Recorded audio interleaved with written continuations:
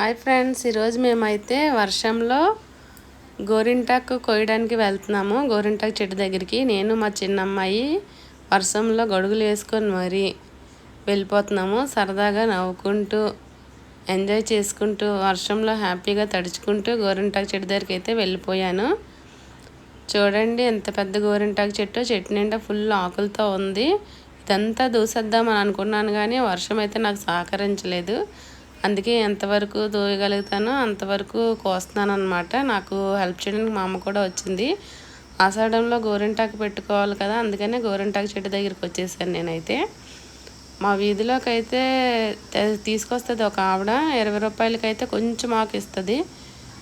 మాకు ముగ్గురికి 2 20 తీసుకున్నా సరిపోయినంత ఆకు ఇస్తుంది అనమాట. అందుకనే వీధిలో వాళ్ళందరికీ ఇద్దామని చెట్టు నిండా కోసేద్దామని బయలుదేరిపోయాను. కొంచెం అయితే కోసి రిటర్న్ అయిపోయాను. యాక్చువల్లీ మా చిన్నాన్నలు చెట్టుకి వెళ్దాం అనుకున్నాను. అదైతే బాగా పండుతుంది కానీ వర్షం ఎక్కడ సహకరించలేదు. అప్పటికే ఫుల్ తడిచిపోయాను. అందుకే చూడండి ఎంత ఆకు కోసాను. ఇదంతా క్లీన్ చేసిన తర్వాత ఇంత ఆకు అయితే వచ్చింది. చూడండి మా కుట్టిగాడు ఎలా చేసేస్తున్నాడు.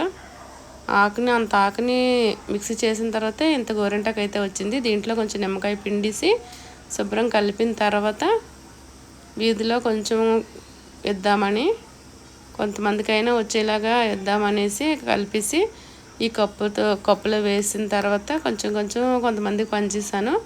నాకు కూడా కొంచెం ఉంచుకొని నేను, మా వారు, మా చిన్నమ్మాయి ముగ్గురం అయితే పెట్టేసుకున్నాము. ఇంక ఈ కప్పుతో కొంచెంగా ఇచ్చేసాను అనమాట. ఇంకా ఎక్కువ కోసేద్దాం అనుకున్నాను కానీ చూస్తారు కదా ఎంత పెద్ద వర్షమో, అందుకే కొయ్యలేకపోయాను.